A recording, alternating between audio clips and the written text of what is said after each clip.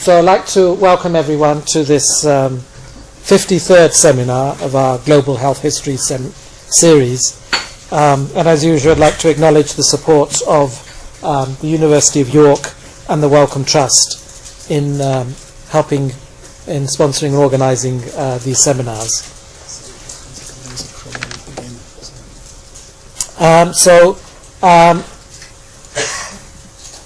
We will be broadcasting these seminars via the internet. So I'll ask everyone to speak in the microphone and also give their names so that people who are accompanying this at a distance can also follow better the presentations. We have again two speakers today. I'll introduce the speakers and then we'll have the questions after both speakers have given their presentations. The first speaker is Dr. Helen Bedford from the University College of London, and she's an expert on determination of child vaccine uptake. It's an area that she's been working in for the last 25 years. She has a background in nursing and in particular is interested in explaining to doctors how to talk to parents about immunisation and childhood immunisation. So I'd like to ask our first speaker, Dr. Bedford, to... Thank you very much for inviting me and for giving me this opportunity to come and talk to you about a topic which I find both extremely important but also very interesting. In this talk I'm going to be looking at some of the determinants of vaccine uptake with particular reference to the UK, but I believe that the issues I will touch on have relevance to a much wider audience. Because this is a global histories health seminar, I will also be touching on history. Vaccines and immunisation are often in the news, but the stories that appear in the news, particularly in the UK, are often negative. However, this talk is very well timed because, as many of you will know, 2 days ago there was a very good news story in the press on Monday at a well-publicised pledging conference held by GAVI. Donors committed $4.3 billion to ensure that vaccines reach even more children and possibly will save 4 million lives, with, I'm proud to say, the UK being the largest donor of all. But let's step back 200 years, over 200 years.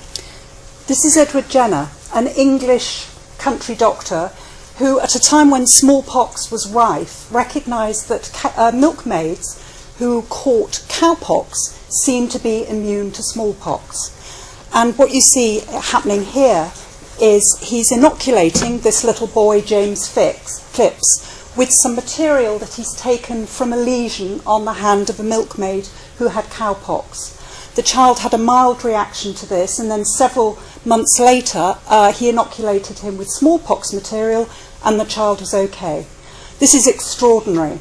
And think about the ethics involved in this now. We wouldn't be able to do such experiments now. But this practice took off. And because he used cowpox material, the term vaccination came in from vaca, the cow. So childhood immunisation is now recognised by the World Health Organization, among many other institutions, to be one of the 2 public health interventions that had the greatest impact on the world's health. The other one, of course, being clean water. And not only is it an effective intervention, but it's also cost-effective, cost-saving, in fact. Data from the United States show that the 2-dose measles, mumps, and rubella vaccination program saves many billions of dollars there in both direct costs and societal costs.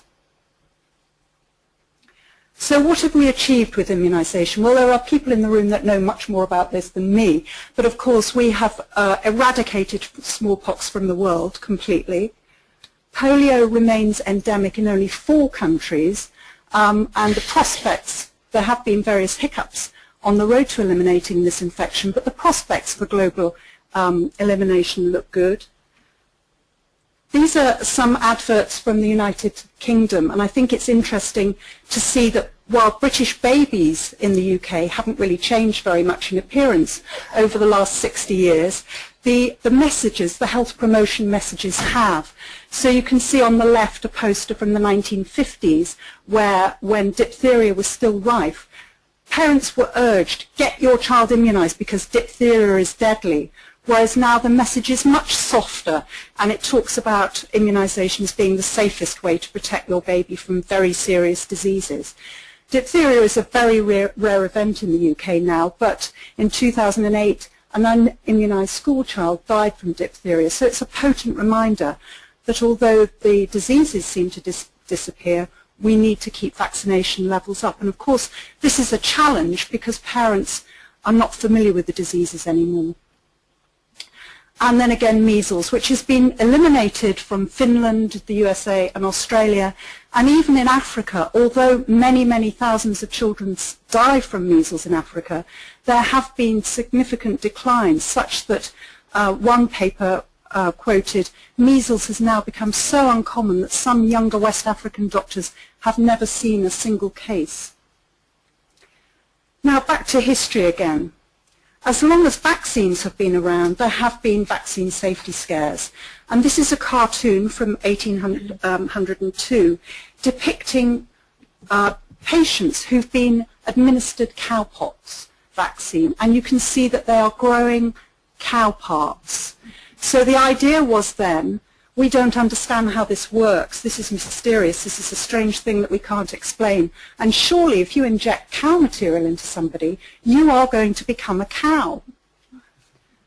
Another cartoon, another picture displaying, this is the vaccination beast. As the babies are shoveled in at one end, they come out at the other end macerated and damaged. A highly dubious practice.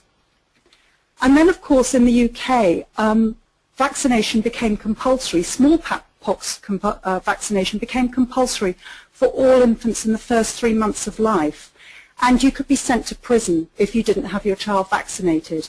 And at that time, an anti-vaccination movement developed, but it was an anti-compulsory vaccination movement that developed. It started in the poorer classes who felt they were being oppressed and gradually was taken on by richer classes.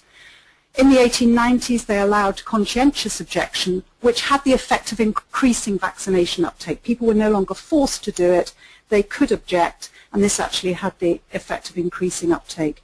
And this act was repealed in 1948, and immunisation has never been a legal requirement in the UK since then. But to look at some more contemporary concerns about vaccination. In France, there was a scare some years ago over the possibility that hepatitis B vaccine might cause multiple sclerosis, and the school child program was for a time abandoned. One of the characteristics of these concerns and controversies about vaccination is they have tended to stay quite localized. So this particular scare never really spread outside France. In the United States and the UK, there have been worries that mercury, which was contained in some vaccines, might lead to neurological damage. In the UK, again, there's been concern that giving multiple vaccines, combination vaccines and many, many vaccines, might affect your immune system, causing it to weaken and other conditions to come into play. In the UK, again, we had controversy about the safety of the whole cell pertussis vaccine, which we no longer use, and neurological damage. And again, in the UK, we had the scare over the safety of MMR vaccine with the suggestion that it may lead to autism and bowel disease.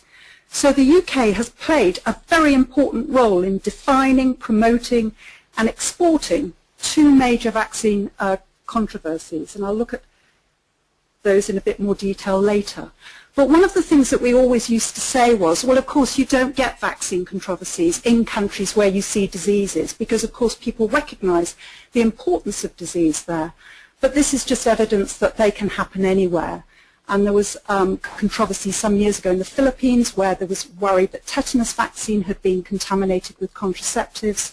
And again, in parts of Nigeria, again, another controversy that polio vaccine might be contaminated with HIV or contraceptives. So no part of the world is immune to scares about vaccine safety. Now just a quick look at the UK. Whooping cough is a nasty disease, a neurological disease, a disease which has neurological and respiratory complications. And here we had in the UK a major vaccine controversy. The wholesale vaccine was introduced to the UK in the 1950s and really controlled pertussis quite well. But then in 1974, a paper was published in a medical journal by some neurologists at Great Ormond Street Hospital who said that over a period of years they'd seen about 30 children in their clinic who all had brain damage, and all these children had had wholesale pertussis vaccine. They didn't say we think it might have caused it, they said it did cause it. Parents, of course, became very scared. There was quite a lot of publicity, and vaccine uptake dropped precipitously to 30%. In some parts of the country it went down to 9%. And as you can see by these red spikes, several large epidemics ensued. Over the intervening years, a lot of research was conducted, and there is still no good evidence to show that wholesale pertussis vaccine causes permanent brain damage.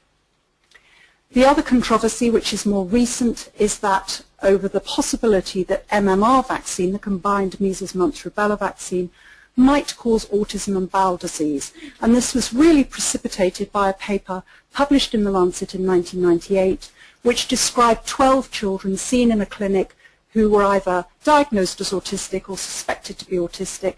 And in 8 of these children, it was reported that their symptoms had come on soon after MMR vaccine. Even though it said very clearly in the paper we did not prove an association between measles, mumps and rubella vaccine and the syndrome described, it was interpreted as showing a link. And it was really given more emphasis because a press conference was held at which one of the lead authors said, "There is sufficient concern in my own mind for a case to be made for vaccines to be given individually at not less than 1-year intervals." The person who suggested this didn't provide scientific evidence to support this idea then or subsequently, even though that's 13 years ago. So over the ensuing years, the press had a field day because here they were, this big issue. Every single baby in the UK and other countries will be offered this vaccine, and parents were very, very scared at the idea that giving your child a vaccine against MMR might actually cause autism. And as you can see, there are various stories on here. One of the issues was, of course, that the Prime Minister, who had a young child at the time, was asked in the House of Commons, "Have you had your child immunised with MMR vaccine?" And he refused to answer. And if you talk to parents, they will still mention this now, 13 years later. They'll say, "He didn't say, did he? So obviously there was a problem." Other celebrities waded in, as they often do, to these discussions, giving their anecdotal views about the vaccine. So a lot of publicity. At times in the early 2000s, there was something in the papers every single day about MMR, and mainly negative material. So this left lots of parents in a very difficult position because they wanted to protect their children, but they were scared, basically, and it really isn't surprising. What's happened subsequently is that we now have at least 13 robust epidemiological studies which provide evidence of absolutely no link between MMR vaccine, autism and bowel disease. And the original research, the original Lancet paper, has now been discredited and retracted from the record. And in fact, the lead author has been struck off the medical register, not for publishing the research, but for other things surrounding the research about the ethics. And the final part of this story really is that earlier this year 3 papers were published in the British Medical Journal by an investigative journalist who provided evidence to show this paper wasn't just bad research, it was actually fraudulent, and that some of the facts had been changed. If you look back to the children's medical histories, they just don't tally with the facts as published. The problem for parents, where does this leave parents? Well, at the beginning of the 2000s there was an enormous amount of media publicity about the possibility that MMR was not a good thing to do, but there hasn't been equal attention paid to the end of the story. So for many parents, they're still left thinking MMR is a problem. They haven't seen anything in the papers to say, no, this is done, this is over, this is done and dusted. So there are still many parents out there who remain anxious about the safety of MMR vaccine. This has had a major impact on disease in the UK, with an increase in measles cases, confirmed measles cases. the two red stars there denoting teenage boys who died from measles. They were immunosuppressed individuals who couldn't receive the vaccine. And the latest data, which is here for 2011, shows there have been more cases of measles in England in the first quarter of this year, a tenfold increase, in fact, compared with the same period last year. So we still have a lot of work to do, because there's quite a bunch of teenagers who've never been immunised and remain susceptible to measles. So just quickly to tell you about the UK childhood vaccination schedule, there are 10 vaccines that are offered routinely to all children, as well as HPV vaccine, which is offered to girls only. We offer BCG, hepatitis B and influenza selectively, so these are not universal vaccines. And other vaccines that are being considered by the Joint Committee on Vaccination and Immunisation, who advise the government on immunisation, are the idea that we should introduce universal hepatitis B. We're one of the few countries in the world that doesn't immunise all children against hep B, varicella vaccine, chickenpox, rotavirus, and when it becomes available, meningococcal B vaccine.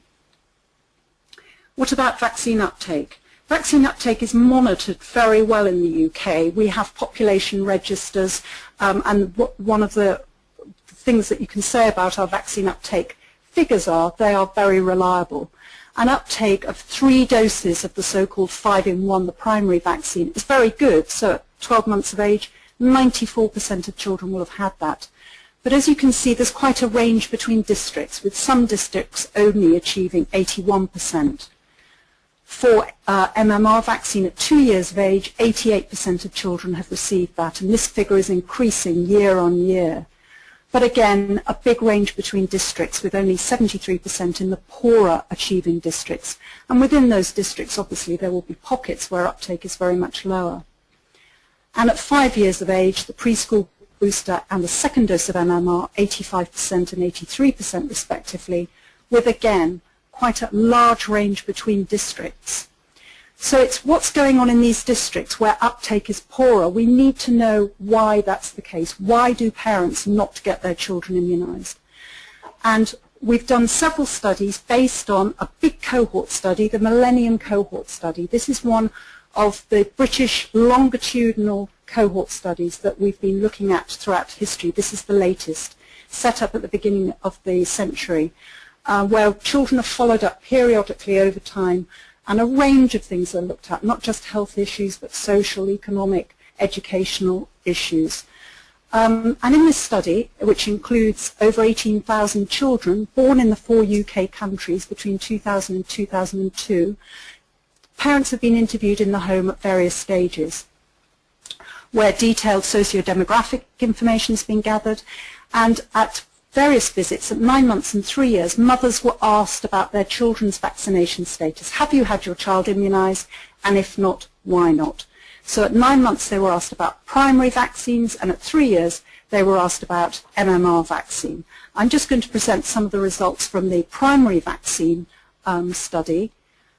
And what we found was that 1% of parents at 9 months of age said their children were completely unimmunised. They hadn't had anything at all. And these parents had usually made an active decision. I don't want it. And they tended to be older mothers and more highly educated mothers. When we asked the other group were parents whose children had started out on the immunisation course but not completed it by 9 months. So these were children with incomplete immunisations. And in this cohort, they were about 3%. For these parents, it was much more about access to services being a problem for them for various reasons. They are the so-called passive defaulters. And these tended to be younger mothers, lone parents, parents who had lots of children, and parents where the baby had been admitted to hospital at least once by the age of 9 months. When we looked in more detail at the reasons parents gave for either being unimmunised or partially immunised, we could see that amongst the unimmunised group, it was much more about their beliefs and attitudes, whereas amongst the partially immunised group, much more about accessibility and practical issues accessing immunisation. And these are borne out by some of the quotes parents gave us. So things like a mother who rejected immunisation for her child. I've read up about it and I just don't like the side effects and the ingredients in them. And a mother who had problems getting to the clinic, whose child was partially immunised. I've got 2 little children, the surgery is quite far away and they only do the surgery on Wednesdays and I can't get from the nursery to the surgery easily. Now some of these explanations might seem extraordinary when you think about where vaccines are delivered in poor countries, but these are very important issues for parents in the UK. So what do we do to try and enhance these parents' access to immunisation? We need to think about where we're providing immunisation. We have to think of it really as a product that needs selling. It's not like medicine, you need it when you're sick. We actually have to promote it. So in a way we have to put ourselves out to ensure children get immunised and take it to parents rather than wait for it to come to us. So we need to think about how vaccination services are set up. And to think too about opportunistic immunisation. So there are lots of places where immunisation can be offered other than the standard places, particularly thinking about hospitals, because as you remember, you are more likely to have a partially immunised child if that child had been admitted to hospital. Well, why not give them immunisation in hospital? For parents who actually actively decline immunisation, this is probably a harder nut to crack in a way, and there may be little that can be done for this group. So these are people that have absolutely decided they're not going to have their children immunised. So if we send them, for example, repeated reminders, that's going to be of little value and in fact may actually cause more problems because they may just react against that. What they need is an opportunity to discuss their concerns and questions with somebody who knows what they're talking about. But simply giving them more and more information isn't the answer. You can't shout louder. It's the way we have to do it that is important. We need to tailor the information to respond to their individual concerns. And it's how the communication is conducted that's critical, because what is most important is that that parent trusts you and trusts what you're saying. So shouting at them saying immunisation is the most effective thing is not going to work. We have to listen to the concerns and let them express their views.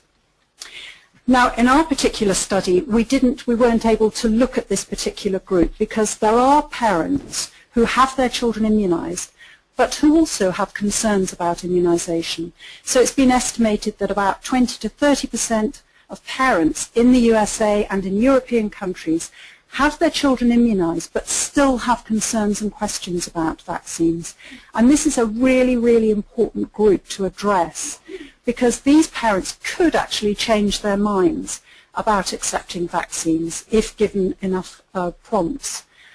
What we need to be doing is not stopping them asking questions, but actually encouraging them. It's really important, and we need to listen to their concerns. And we need to build and sustain trust with this group to, if you like, immunise them against more extreme views, which are around to a great extent. Now, one of the issues or the challenges that we face are the way that anti-vaccination messages can spread like wildfire as a result of the internet and social media. Because what we know is that parents who've got questions about immunisation, the first place they're going to go to is the internet. So they search the internet. And the University of Google, as described by one USA anti-vaccine celebrity, this is where she educated herself about vaccines, is out there for all to look at.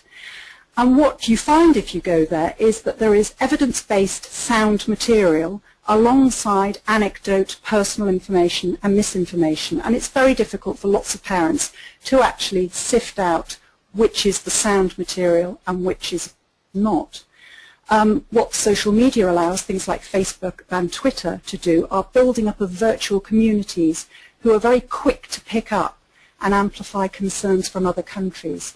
And we, as health professionals, people working in public health, be much slower to engage in these forms of communication, so we need to get in there, we need to get our act together. Just as evidence of the power of the internet, in 2010 a paper was published where they'd looked for advice on Google for 5 common pediatric problems, including MMR vaccine. And 35% of the websites they searched gave incorrect information about MMR and autism. And another study, another German study, found that viewing vaccine-critical material for just 5 to 10 minutes significantly increased a person's perception of the risks of vaccination and reduced their perceptions of the risk of not having a vaccine. So it's really powerful. One of the issues that's often raised is we've got quite a lot of children who still remain susceptible to measles, and sometimes people say, well, shouldn't you just require it by law? Few countries actually have compulsory vaccination. In the US, it's a requirement for children to be immunized before they enter school, but states vary in their enforcement, and you can get an exemption from vaccination on the basis of religious or philosophical grounds.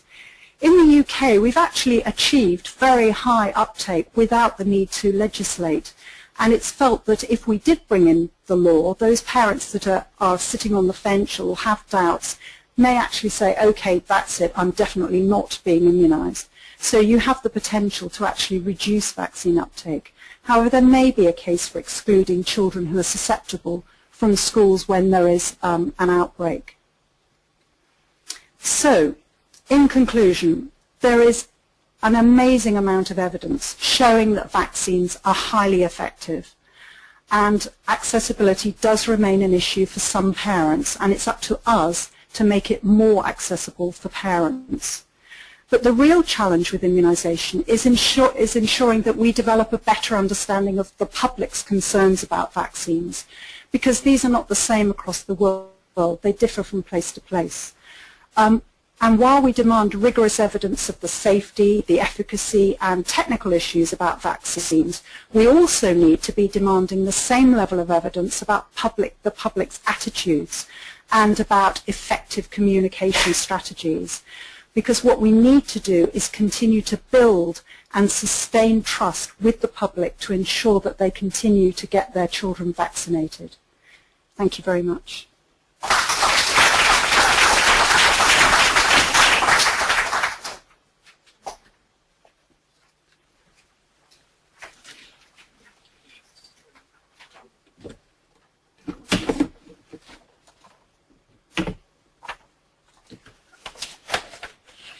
Okay, well, I'd like to thank Dr. Bedford for a very interesting presentation, and ask people to hold their questions while we have our second speaker, and that is Dr. Thomas Cherian, who's the coordinator of WHO's expanded program on immunization, and who will present WHO's views on this subject.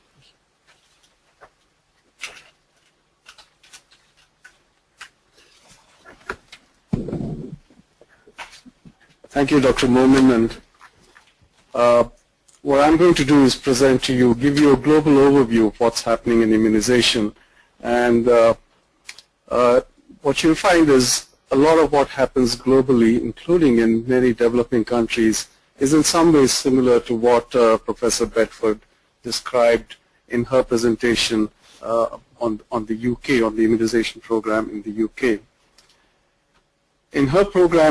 In her presentation, Professor Bedford started with the slide showing Edward Jenner and the sort of birth of vaccination.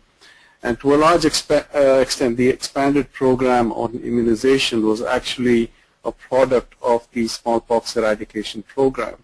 What the smallpox eradication program showed was that it was possible to reach almost all susceptible populations with an intervention that was vaccination, and that there was a huge potential to save lives if you could use other vaccines with the same level of coverage as was achieved with the smallpox eradication program. And what is this potential that we have with immunization? Of course, a lot of vaccine-preventable diseases to a large extent have been controlled, but still, even now, of the global under 5 deaths, about 20% or about 1.7 million child lives are preventable or are caused by diseases for which we have vaccines. So though we have achieved a lot, there's still quite some way to go. Most of these deaths occur in developing countries, where still access to many of these life-saving vaccines have not reached. But then vaccines are more than just preventing deaths. And if you look at it in economic terms, actually vaccines are a good return on investments because they promote health. You have healthy people, you have more productive people. And this is an analysis that was done by David Bloom and Channing in 2004, trying to estimate what is the return on investments in the GAVI-supported immunization activities. And they estimated it at 12%, rising to 18% by 2020 if GAVI achieved its objectives. You can compare this, it was compared to water and sanitation, but you can even compare it to a non-health intervention, which is education, which gives you a similar return on investments. So actually, if you look at immunization as an investment, you get fantastic returns. If you wanted to put your money into some investment account, 12 to 18% is fantastic. Anyone would go for it. So, countries, it's a no-brainer for countries to want to invest in immunization programs. So where do we stand with immunization programs today, globally? When the immunization program started in 1974, or the EP, Expanded Program on Immunization started, globally coverage was around 10 to 20%. And this was still, there was a program called the UCI, or the Universal Coverage with Immunization, which was really spearheaded by UNICEF. And you can see the sharp increases in immunization coverage which followed the implementation of the UCI program. And then it went up to about 70% globally, though there were differences between the regions, and then stagnated, and particularly in Africa and Southeast Asia, immunization coverage started declining till there was a renewed effort in the late 1990s and early 2000 to reinvigorate the program, and you can see that slowly immunization coverage rates have been creeping up. It now stands at 82% globally, though the coverage estimates still in Southeast Asia and Africa are below this level. But nevertheless, it's a fairly high coverage for a public health intervention. Despite this high coverage, we still have a lot of children who are not immunized. I'm embarrassed to say that many of them reside in the country that I come from, which is India. But here you can see the countries where most of these unimmunized children reside. In some, it is purely due to the large birth cohort, like in China. So they immunize 97% of their children, but still, because they have so many children, you end up with a large number, despite the small percentage. In some, they have small populations, but very low immunization coverage, and that's why they figure on this chart. And then you have the big two, India and Nigeria, which have large populations and low immunization coverage. Fortunately, both these countries have shown an improvement in 2010, so we hope that these numbers will decline. But you can also understand why these are the two countries where polio is endemic. So many of the challenges or the reasons for children not being immunized are very similar globally to what Professor Bedford presented.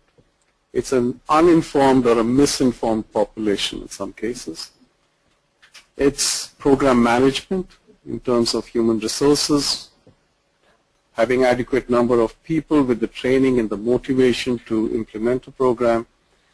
It's the immunization delivery services, particularly trying to reach remote populations.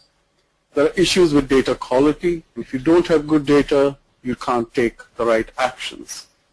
And finally, issues related to vaccine supply, where you have stockouts of vaccines because of poor demand forecasting or supply chains that don't quite work and resulting in periodic stockouts.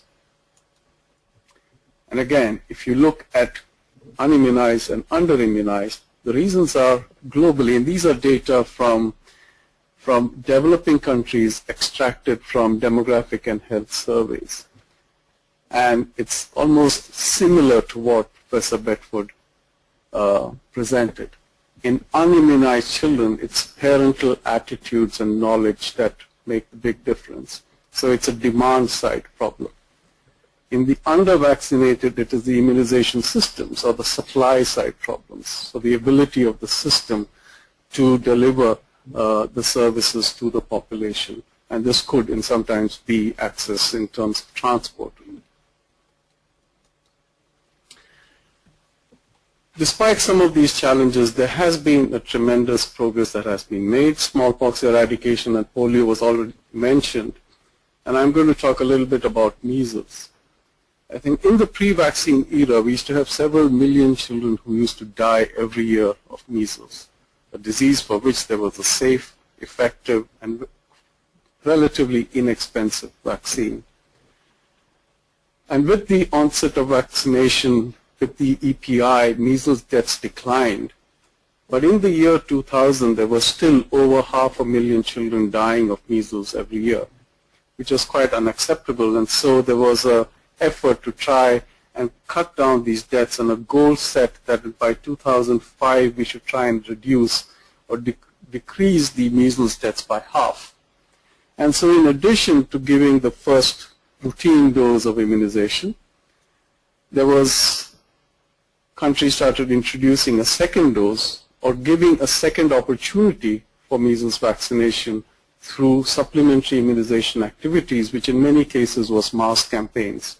And you can see that the supplementary immunization activities really took off and millions of children were immunized. And the results were quite dramatic. We started seeing huge declines in cases of measles and in deaths. And for once, WHO did achieve a goal that it set for itself, that in 2005 we did see a 50% decline in measles deaths. And these deaths have declined since then, particularly in Africa, where there was a steep decline. If you look at it in actual numbers of dead children or deaths averted, measles vaccination had a huge impact in Africa. And many of these remaining deaths were actually in India, which did not implement any measles control activities. So in 2008, we estimate that there has been a 78% decrease in measles deaths. But all is not well. I'm afraid that physicians in Africa are now starting to see measles again. So in 2010, we had outbreaks in 30 African countries with thousands of cases and deaths being reported. We also right now have an epidemic in France and as well as in parts of Switzerland. So Switzerland is actually a high-risk place, and countries in the Americas are pissed off with us because we are exporting cases of measles from Europe to the Americas.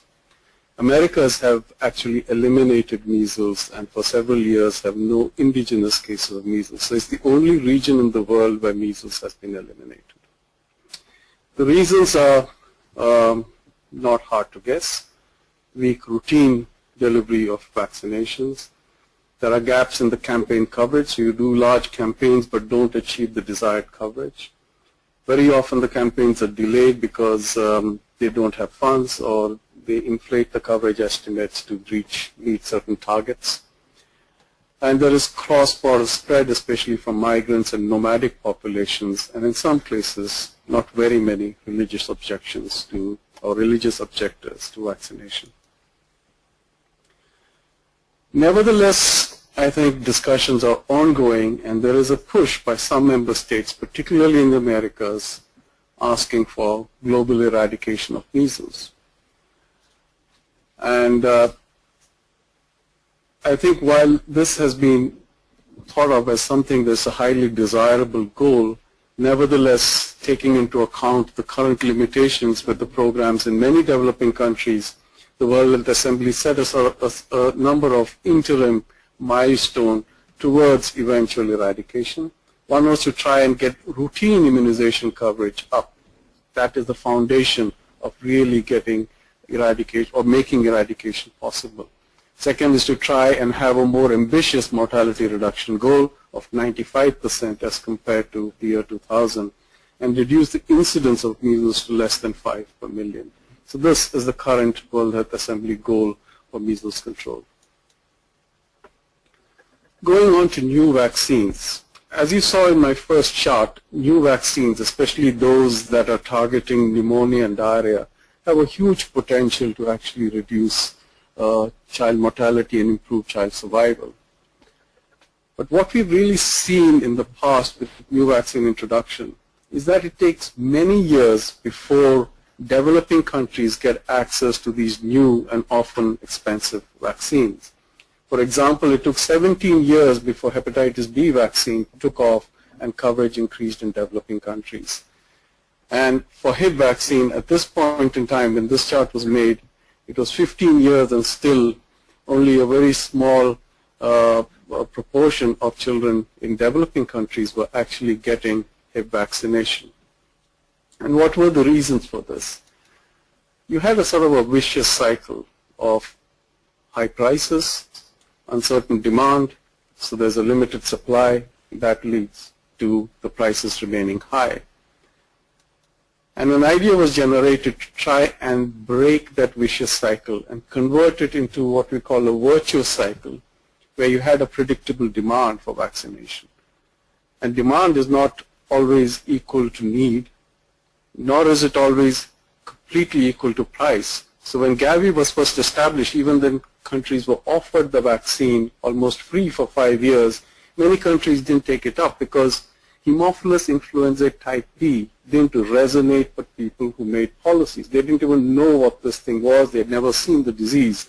Unlike measles or polio, which is very visible, Haemophilus influenzae type B doesn't mean much to people who don't have the laboratories to actually know whether this organism even exists in their populations. So a whole program of work was developed to try, and one is to establish the value of these new vaccines through surveillance, through cost effectiveness studies, vaccine efficacy studies, to be able to communicate this evidence effectively to those who make policies, and then to be able to deliver on that value, having convinced policymakers in ensuring that there's a reliable supply of affordable vaccines packaged with some financing. So where do we stand now with Hib vaccines? You can see that with Hib vaccines now most countries in the world have introduced Hib vaccines in their national programs. India is just starting to introduce the vaccine. 2 countries in Africa, the 2 remaining countries have are planning to introduce this year, that is Nigeria and Somalia, or they have applied for GAVI support. Sudan is a lighter color because South Sudan is still not getting the vaccine. Northern Sudan does give the vaccine as part of its national program. The gap is really in Asian countries, where many countries are still not convinced that Hib is a problem in their populations. You can see that we are making progress with pneumococcal vaccines. An increasing number of countries, particularly in Africa, have either introduced the vaccine or are beginning or have applied and for GAVI support to introduce the vaccine, and hopefully will introduce either next year or by 2013. So if you go back to those graphs that I showed in the beginning, you saw the graph with hepatitis B, which is the same. You can see that Hib took off, and maybe we had a slight improvement on what happened with hepatitis B. And with pneumococcal conjugate vaccine, you can see that the graph is now shifted further to the left. And the even more interesting story is with rotavirus vaccines. You can see a number of African countries and Pakistan, Yemen, ready to introduce rotavirus vaccines. And this is probably going to happen before many countries in Europe actually introduce the vaccines. So here you may have a case where many developing countries will actually introduce a new vaccine in their national programs before countries in Europe or in industrialized countries do that. And that's how it should be. because diarrhea deaths occur in developing countries, not in industrialized countries. The problem is much greater. So you really need these interventions where the problem is the greatest. And that's what we are starting to see. And hopefully we can sustain this momentum. And that's why the announcement that was made on Monday is so important. But there are challenges to new vaccine introduction. There's a lot of uncertainty and skepticism about the disease burden. I refer to this. There are weak immunization systems that are struggling with the conventional vaccines, and then the added burden of the new vaccines can actually be the straw that breaks the camel's back. There are very real issues about financial sustainability, especially in a resource-constrained environment. That's why it's quite heartening to see donor countries actually responding the way they did this week. We need better surveillance systems to create country ownerships and promote local investment so that people see that this is something that's worthwhile. And of course, we need to address fears, perceptions, and misinformation about new vaccines, which are not just the case in industrialized countries, but also in many developing countries. Vaccine pricing is a huge issue that needs to be tackled. And there are a number of steps that are being taken to try and address this issue by having more transparent vaccine pricing information available. Pooled procurement mechanisms, the revolving fund in the Americas is an example where countries pool together and then use the economies of scale to get better vaccine prices. Technology transfer, and we are seeing a lot of this happening. The meningitis A conjugate vaccine that was developed for the African countries was an example where technology was transferred from the West to India, vaccine manufactured in India for use in Africa. And there are many other innovative mechanisms. One of this is called the advanced market commitment. Basically what this was putting money on the table and telling manufacturers, here is money that guarantees that you get a return return for your investments in scaling up vaccine production to meet developing country needs in return for them giving a better price. So this AMC subsidy actually subsidized the price of the vaccine so that investors or the companies got some returns on their putting up new production facilities for a capped price after the subsidy was over of $3.50 for a dose of vaccine, which currently is in the public sector in the US costs about $50 a dose. But we realize that vaccines are not the only answer to diarrhea and pneumonia and cervical cancer for that matter. They have to be packaged with other interventions. And so there's a big move to have coordinated approaches where you use the opportunity of new vaccine introduction to scale up other interventions that have very low coverage. Case management and ORS use is 20 to 30% in many developing countries. So we need to package rotavirus vaccine introduction with increased use of oral rehydration fluid and zinc. And that's something that we are actively promoting. Just a word about surveillance. You can't really have good immunization programs without surveillance. But surveillance objectives can vary depending on the diseases. So you have some diseases for which you need countrywide surveillance, where you want to pick up every case or at least pick up outbreaks. And then you have other diseases where you just need to monitor trends, which are more universally distributed. And that's why we're setting up two surveillance platforms, one for the first and one for the second. Most countries, almost all countries in the world have now case-based surveillance for polio, and increasingly now most countries have case-based surveillance for measles, many of them together with rubella.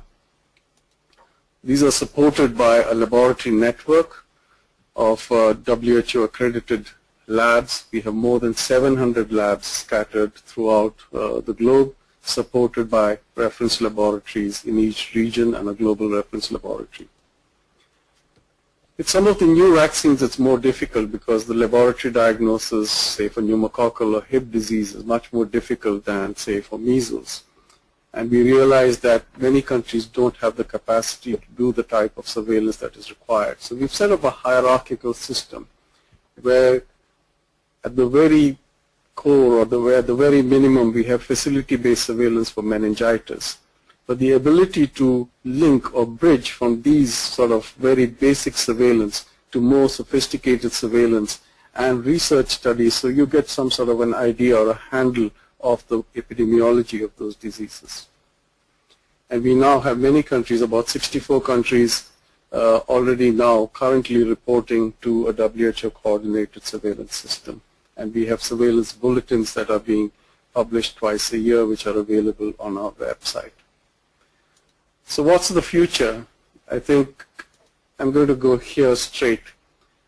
In January last year, Bill and Melinda Gates pledged $10 billion in a call for a decade of vaccines, and the DG responded by committing WHO and UNICEF to work in close collaboration to realize the vision that and the scope of this decade of vaccine. So basically, the decade of vaccine envisions a world where children, families, and communities enjoy lives free of the fear of vaccine-preventable diseases, and to extend the benefits of vaccination to all people at risk, regardless of where they live. So basically, to establish access to vaccination as a human right.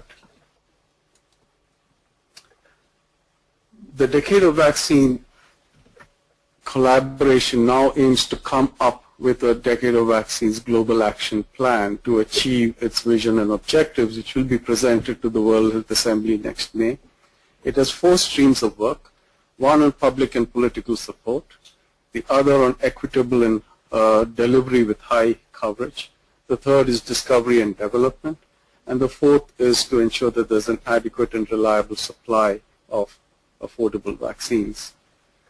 WHO and UNICEF are charged with developing the action plan for the delivery goal, and the vision of this stream of the Decade of Vaccines action plan is to use a life course approach to promote equity with effective and safe intervention to prevent, control, eliminate, or eradicate diseases.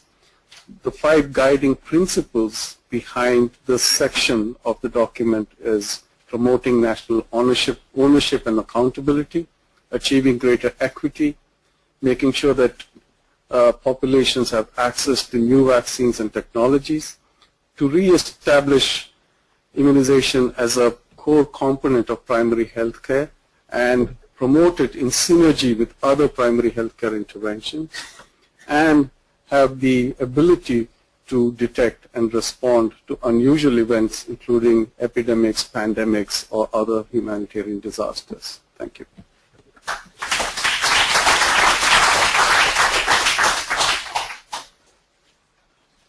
Okay, well, I'd like to thank the 2 speakers. I'll now hand it over to my colleague, Dr. Shane O'Rourke from the University of York, who will facilitate the discussion. Okay, thank you very much again to both our speakers. And now we'd like to take questions both from the floor here and from our listeners out on the web. So who would like to be the first questioner? Well, can I just start it off as a question of both speakers, but particularly to Dr. Bedford. When you were saying that you divided up the parents who weren't taking the immunisation into the active resistors, or the active people who actively don't want their children to take vaccines, and the ones who had some sort of passive default. But I think there may be another group, I don't know how you classify them, but they're like parents who believe in vaccinations, but they're like kind of free riding, because I think a sufficient number of parents actually get their children vaccinated. I don't have to do anything, and if there is a risk, my child won't be involved. How would you deal with those? How would you classify those parents? Yes, I think you're right to identify that as an important group, and it is difficult to know. I don't think there are solutions for all groups of parents. I think we can make the most impact with parents who have concerns, who aren't actively rejecting, and try and build their trust and their commitment to vaccination. We can't force parents to have their children immunised, so we just have to do the best we can where we can.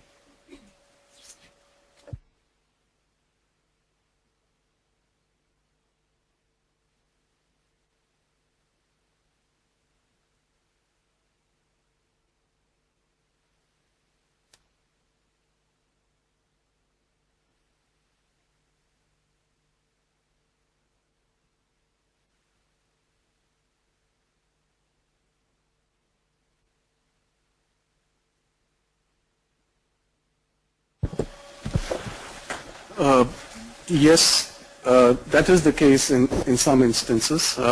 I think Professor Bedford referred to the problem in Nigeria, where especially in northern Nigeria there was this feeling that polio vaccine was a sort of a conspiracy to make that population, which was predominantly Muslim, sterile. We had a similar issue in India where a section of the population was very suspicious of the vaccination. So it was not just the Soviet era countries, but even other countries.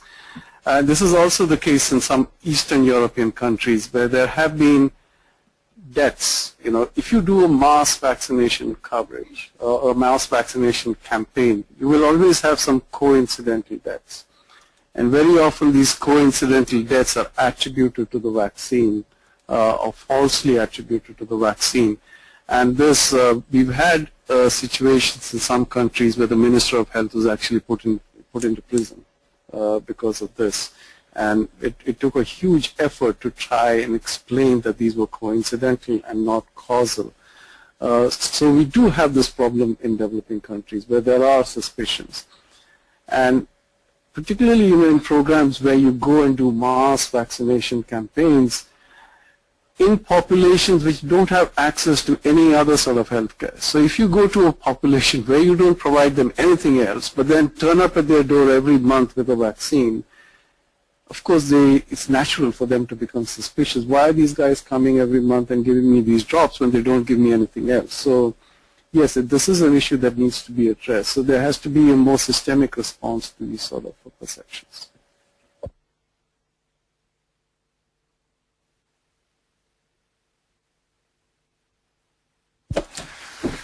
Thank you so much for the presentations, which were really very enlightening. One thing that we often see is that we have so much focus on ensuring access, but less of that focus in creating demand. And like the situation in Nigeria and probably other countries whereby we have a program like the polio eradication, but then the interaction with the community to, especially those, the so-called gate openers, for them to know the full details of what we are doing, in like the issue of the transparency that was mentioned, so that when members of their communities start asking questions, then they have the answers. But most often we wait until the questions start coming up, like the example of tetanus toxoid, where there's often the question of contraception. If we make that extra effort, which is also part of the plan usually, to ensure that we inform those members of the community whom other members will come to start asking questions. Because the danger is once they say something initially, it becomes very difficult for them to go back and say that the initial information they passed was not correct. So, and then they give the correct information. They rather stay quiet when they have more information subsequently. So if we can make that extra effort, first of all, to ensure that the population is informed, but also to go through those that so-called gate openers so that they have all the necessary or required information that they can pass, that will be very helpful. In terms of the measles outbreak mentioned, we really had a very big outbreak last year, especially in Southern Africa. And part of this was that issue of data quality that was mentioned. Most often you find countries reporting very high coverage. Example, we in South Africa reported more than 90% coverage for measles vaccine when they had very huge outbreak. And in which case, it basically means that what they are reporting as coverage is not true coverage. They have large susceptible population within, and in which case we can make that extra effort to ensure that what we report is what the true situation is. That will be very helpful. Thank you. I'm Ahmadu Yakubu with the EPR group here in WHO.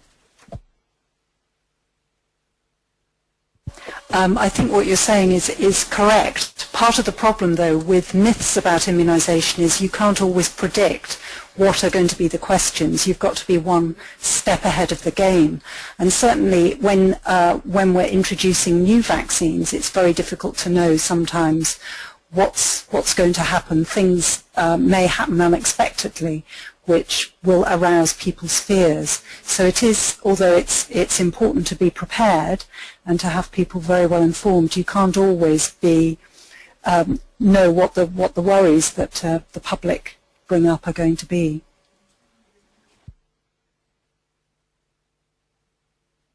Probably just a follow-up to what you also said about the issue of legislation. I had a BBC program and people were trying to find out whether there should be legislation to force parents to have their children vaccinated.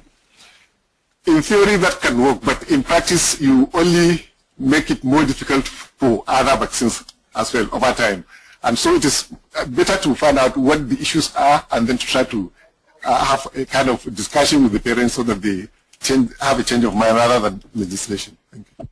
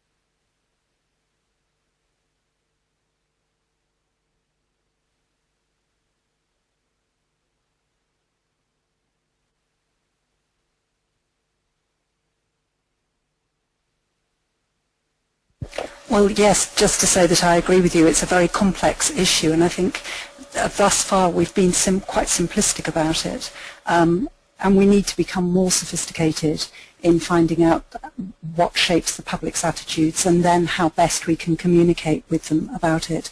But of course there is this tension between doing something, an intervention on a population basis for the public good versus your own child. Most parents are going to be concerned about their own child more than the rest of the public.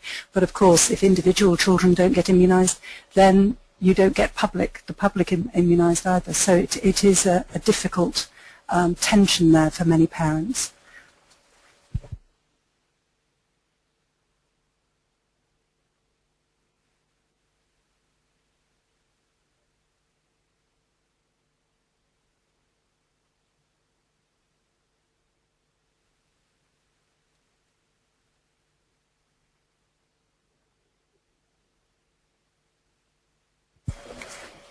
Yes, I think parents can find it very reassuring if a health professional can actually say, yes, I've had my child immunised. I would go as far as to say that health professionals who are involved in immunisation services, who are choosing not to immunise their children shouldn't be actually involved in immunisation. I would go that far. As far as the Prime Minister was concerned, if you'd asked the Minister of Public Health at the time, who had young children, whether she'd had them immunised, then she would have been able to say yes. And I think that that's a probably more powerful, but the focus was on the Prime Minister, unfortunately. Yeah, no, I just wanted to add to say that actually in some ways immunization has been a victim of its own success. So when you start seeing very few diseases, vaccine-preventable diseases, even physicians have stopped seeing the types of disease. They no longer see diphtheria or tetanus or measles. And their own perceptions about the risk and the severity of these diseases changes. And so sometimes even they don't advise their patients or clients appropriately or find it difficult to do that. So I think you need to retell the stories of the old polio wards where there were these thousands or hundreds of patients on iron lungs and, you know, an era when measles and diphtheria were feared diseases.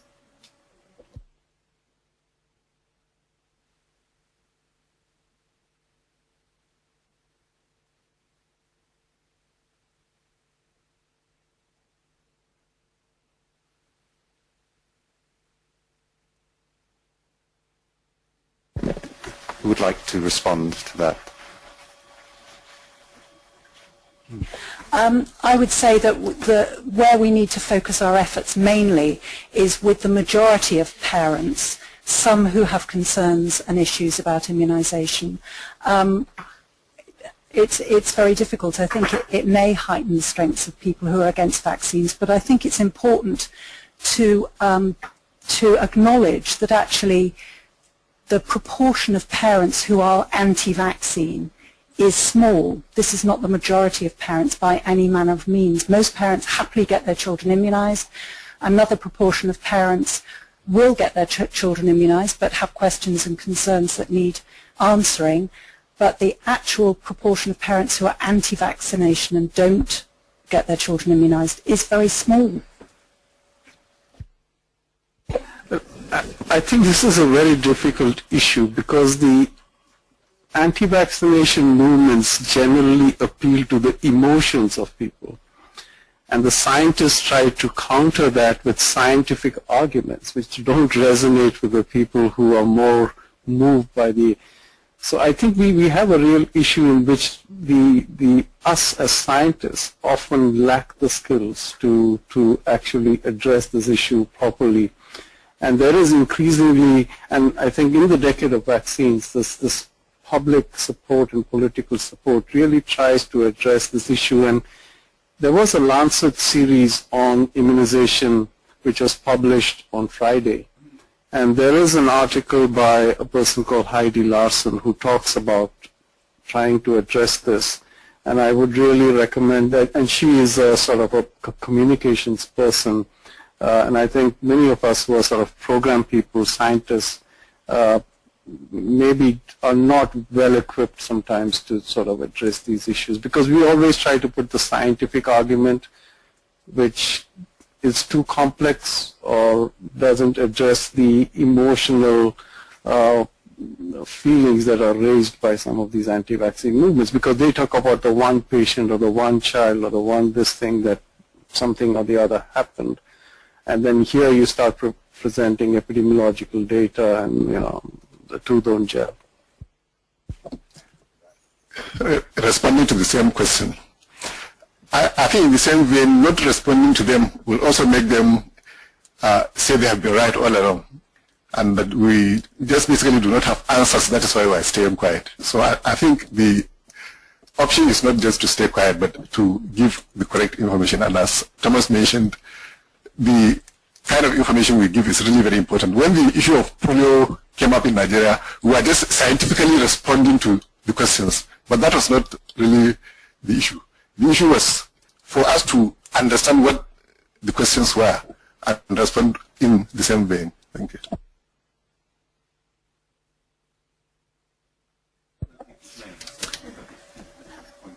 Hi, I'm Professor Tina Miller and I'm a sociologist from Oxford Brookes University, but here for sabbatical. And you're absolutely right in terms of the success of the vaccination campaigns in the UK, I think, leads to sort of apathy in some cases. And in the university sector, we've had an outbreak of measles, which you suddenly see people grappling, wanting to get immunized. So the sort of, coming up close to these diseases or the potential of those suddenly makes it feel very real and very relevant to your life. But I wanted to just make a comment really about incentives for delivery, because I think one of the useful things that the UK did was to have targets set for reaching groups that are getting immunisation levels up in various areas. And I think you put up statistics there about rates that were achieved. So I think it's very important to think about how we put in place incentives for trying to encourage those who are providing the service. But as well as the complexity of, low take-up tends to be in poorer working class areas. So in terms of thinking about where we deliver, I wonder if anyone is thinking about Tesco's supermarket or somewhere like that in the UK, because I think that's just the place that you would be able to get those people who talk about the difficulties of travelling, where they probably visit the supermarket very regularly. Yes, various initiatives have been tried of that nature. So, for example, in a poor area of London, a couple of years ago, they had a measles bus which was going around parking in supermarket car parks and playgrounds and offering vaccination on the spot, and it worked very well. But I think it's difficult to do that all the time. The other issue you raised about incentives, I think this is a double-edged sword, because although it has worked in some respects, in other respects, parents who question immunisation say, well, doctors would say that because they get paid to immunise. So it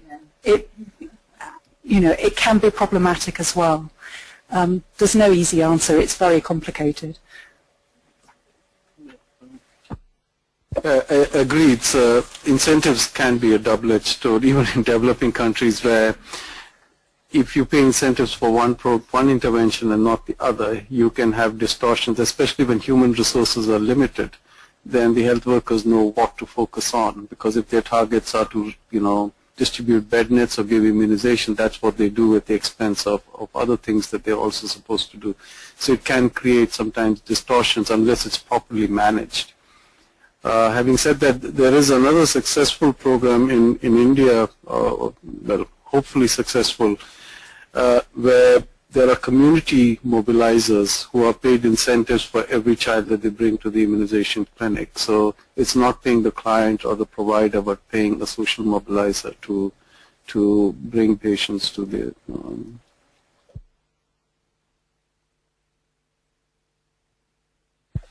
Hello, my name is Alexandra de Souza. I work here at WHO with TDR, and I first would like to thank you for your great talks. I really learn a lot and enjoy listening to you. My question is addressed to Thomas, actually. I recently moved here from UNICEF, and we did a large study on an intervention that was supposed to be piggybacked with API, and we learned a lot about fears of vaccinations in Africa. And it came out from a large study we conducted in 6 countries that apparently the biggest fear was fever. Mothers complained that they bring healthy children to the clinics and they come home in 1 case out of 2, sometimes 2 out of 3, with fever. And fever representing malaria and all other diseases created a lot of problems. And one of the, so my question to you is, in a region where already reporting adverse events is so low, because we looked also, the statistics in each country, how many adverse events on immunizations were reporting, and it was almost inexistent.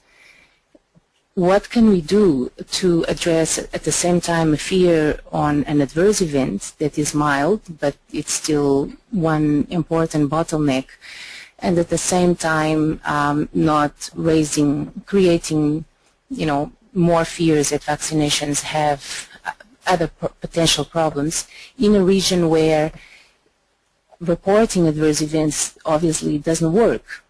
And it seemed to me that at the health system level, health workers, this is at least the perception we got from the studies, health workers were very well informed. They were very motivated in the immunization. It was in the community side that there was very little information. And if you don't educate the communities on reporting adverse events, you'll never have any reporting because they go home and they're not coming back for. So I was just wondering if there was any plan, or if you feel like it's a lost battle and you have to just move on more important issues, or what's the idea behind this? Thank you. Yeah, I think Emadu referred to this in his comment, in that in the past in EPI we have focused very much on the supply side, not so much on the demand side, which is actually educating the communities and addressing their fears and perceptions. And I think this is something that there's increasing realization of the importance of this, and something that we need to address fairly urgently, because we are now reaching 80%, 85% coverage and then stagnating. And the 15 to 20% who are not getting immunized probably need the additional level of interventions, and to some extent the need to actually address the demand side as well. So yes, just to agree with you on that. The other thing is there is also a lot of movement trying to establish adverse event surveillance. And we've had problems doing that.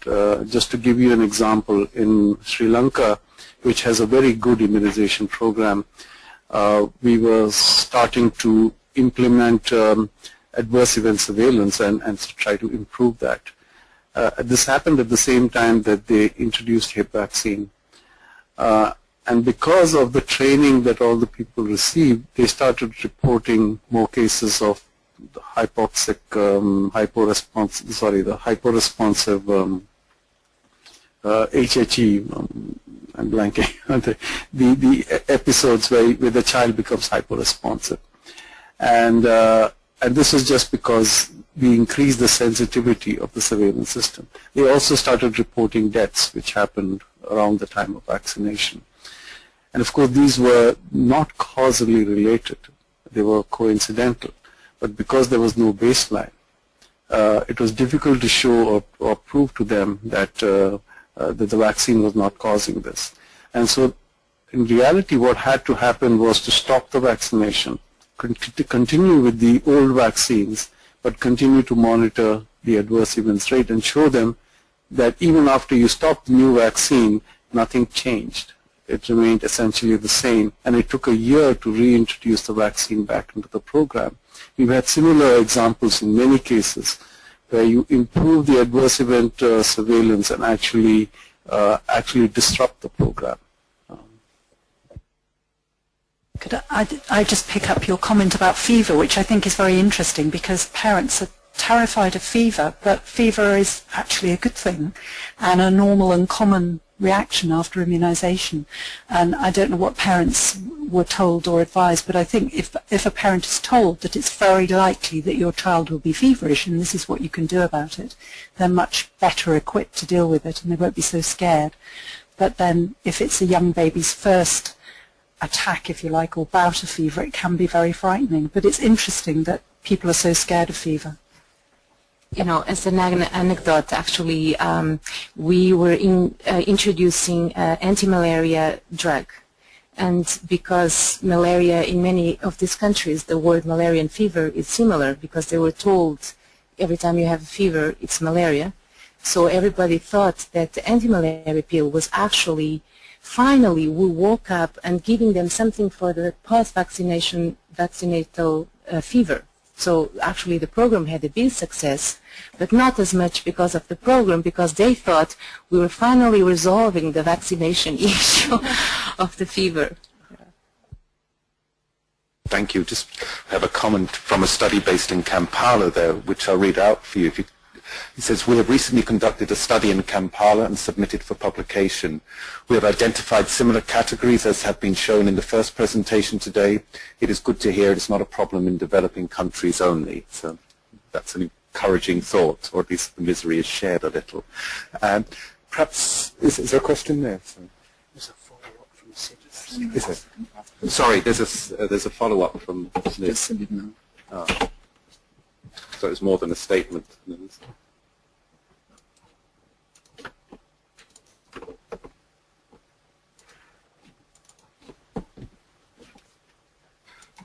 So that question says, to address the demand side,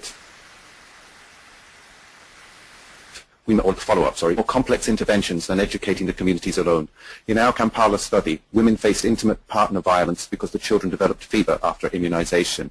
So that follows on from what you were saying. Yes, this is very challenging, but I think if we're all seeing the same thing, then this is good in a way that we can share our experiences and our knowledge about this particular issue and how best to deal with it. But this is quite a shocking statement. Okay, thank you. One more question, I think. Kimberly Parker, I'm with the Knowledge Management and Sharing Department. I was just thinking about the role of the media, the international scientific press in all of this, and it was touched on very briefly in both of your presentations. But I was thinking about the aspect that the media is most often interested in more sensational type of stories. So it's the negative stories that tend to appear, and then that's what contributes to the University of Google and the University of Media and word-of-mouth transmission. And any follow-up studies that may ameliorate, provide the reassuring, okay, this wasn't the case after further scientific study, tend not to be as widely reported and therefore as widely known. A very personal anecdote, several years back there was the chickenpox vaccination that came out, and then there were concerns about whether or not children that had been vaccinated against chickenpox, never had it, would develop the later complication as an adult with rickets, right? And so just very recently, I remember all of that, and I remember hearing the scientists pontificate about, well, we really don't know, so we're not going to necessarily recommend right now the immunization against chickenpox for children. And then I heard nothing. And so my sister just asked me last year, I'm considering getting chickenpox vaccination for the two girls, what do you think? And I wasn't able to give her a reply because I hadn't actually heard any follow-up, because it was never reported in the media. So engagement of the media is critical, and is there a way we can interest the scientific press to talk about things besides the sensational, this is a problem? I don't know. As I demonstrated, I think the end of the MMR story didn't receive the same publicity as the beginning of the story, so lots of parents are left hanging.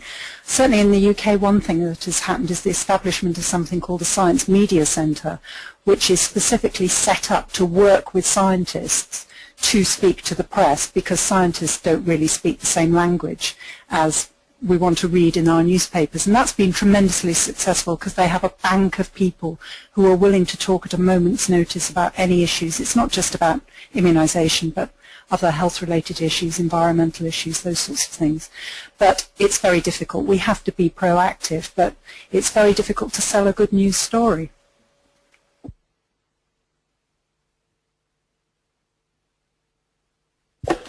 Thompson Prentice, former staff member.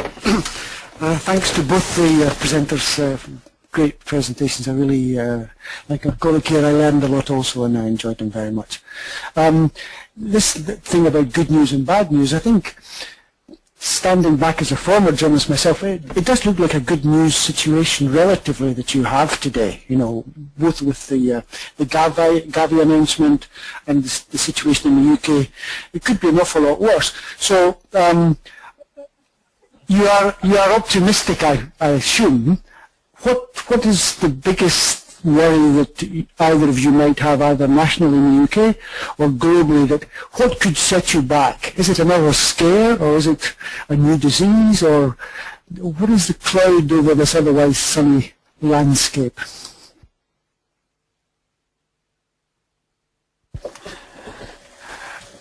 I think globally people still value vaccines more than they fear it.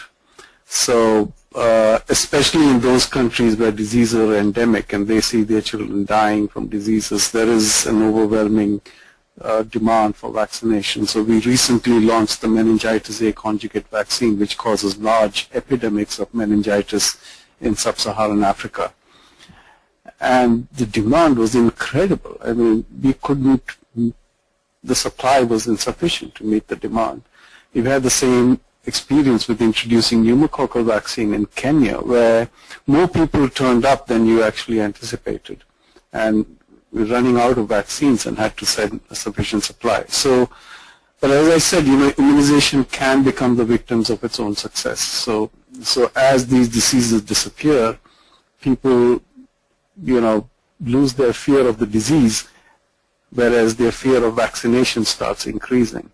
So yes, you have to be more proactive and not only reactive. And so you constantly need to communicate and be able to maintain that value that vaccinations represent to, and in addition sort of address their fears, but also be able to communicate more openly. Sometimes it is the lack of openness and transparency that is more concerning than to parents. So if you don't acknowledge sometimes that, well, yes, there was a programmatic error and 2 children died, and be able to address that in a very transparent manner, then you do create those suspicions in people's minds. So I think there is a greater need for people who specialize in communications. We need more social scientists who understand the issues of the populations. And so many programs have to move beyond just the science and engage more in communications, in understanding, having more social scientists involved in the programs to really understand the issues, because I think many of us are pure scientists and don't really have the right expertise to address some of those issues, and certainly something that we need to develop over time.